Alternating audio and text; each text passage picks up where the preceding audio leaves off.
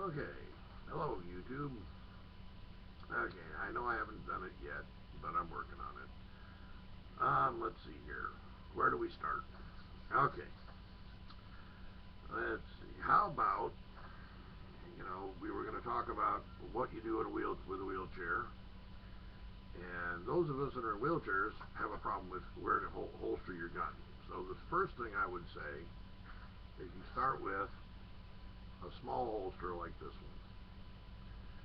Now this one is only it's a little 22 Magnum by North American Arms. As you can see, it's just a little tiny pistol.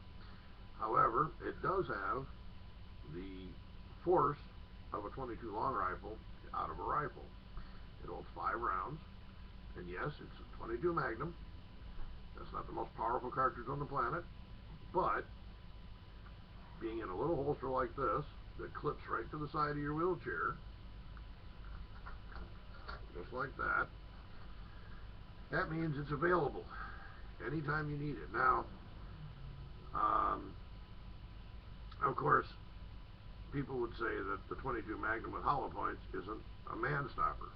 It could be if you hit it in the right spot, but we're not talking about man stoppers here. You're not going to be running to a fight. In a wheelchair, you definitely aren't the one who's going to be the let me go and stop the bad guy. The most you're going to be doing is covering a withdrawal, if anything, or you've got the little young punk who you're going downtown or whatever, and you got some little guy who decides, oh, you're going to be a victim because you're in a wheelchair. You can't stop me from doing anything.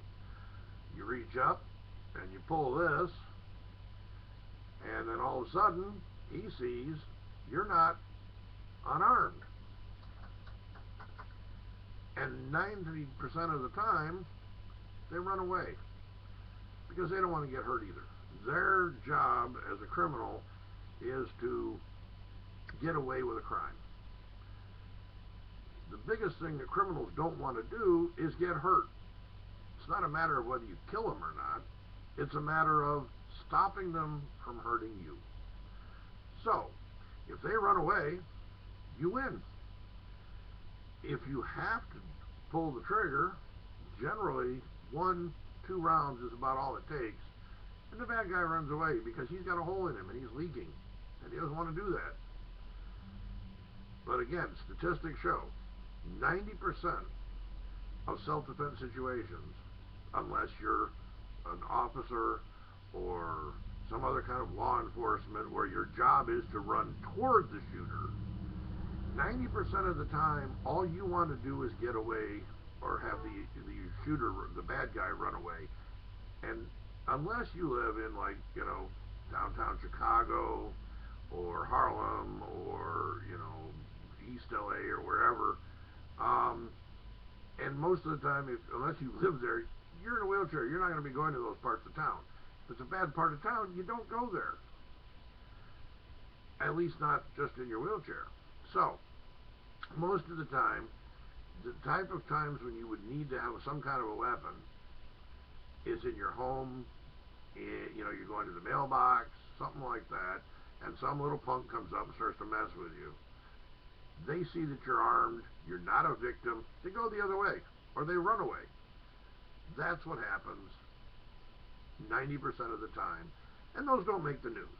Let's face it, the ones that make the news are the mass shootings, the crazy people running around shooting 100, 10, 20, 30 people with their guns, or stabbing them with a knife, or whatever. That's not the scenarios you're going to be in to begin with. Even if you're in the mall, as long as you're in an area where you can open carry, you can have it right here on the wheelchair, or if you're a concealed carry holder, you can have it, they make neck holsters. Because the biggest thing in a wheelchair, you're not going to be carrying a gun inside your waistband, in your pants, in a pocket, because it's very hard to get to your weapon. So you're going to have alternate carry methods. The other one I use a lot is a shoulder holster. And I'll go into these later, each individually, but this is just a general. The thing is, you want to have the gun that's accessible when you're sitting. Because let's face it, those of us who live in a wheelchair, we're sitting.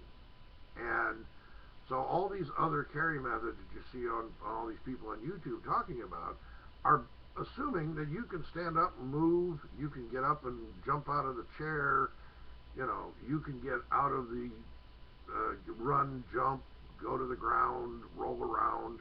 You can't do that in a wheelchair. You're kind of there. Yes, I can drop to the ground, but I'm an amputee. That means I'm on the ground. So, what do you end up doing? You've got to have the gun accessible, or the weapon. It could be a knife, if that's what you want to use. I prefer to use a gun because I can keep them at bay longer distance.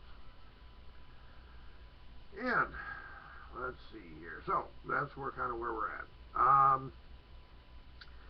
Now, a lot of people would say, well, I don't want to carry a 22. It's too small. All right, fine. So then you go up to one of these bigger little pocket pistols, something like this Ruger LCR 380.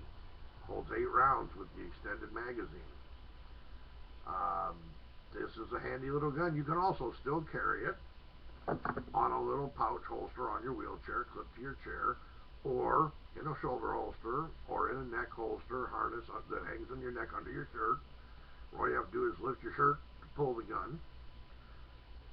Any of these smaller guns are an option. Now, I know some people say, oh, 380 is too small, 22s are too small. But again, those are all these people who want to be tactical and who can have them in their waistband and hide them under their shirts and hide them under their jackets. And again, most of those things do not work for someone in a wheelchair. It's just that simple. Bigger guns, yes, you can carry them. But then again, it's a matter of, can you get to them? No, not if you're sitting down. Unless you've got them in a shoulder holster, then you need a cover garment. Then you need, so then you're hot and you're sticky in the summer. These lighter weight, very small guns are basically what you're going to be carrying.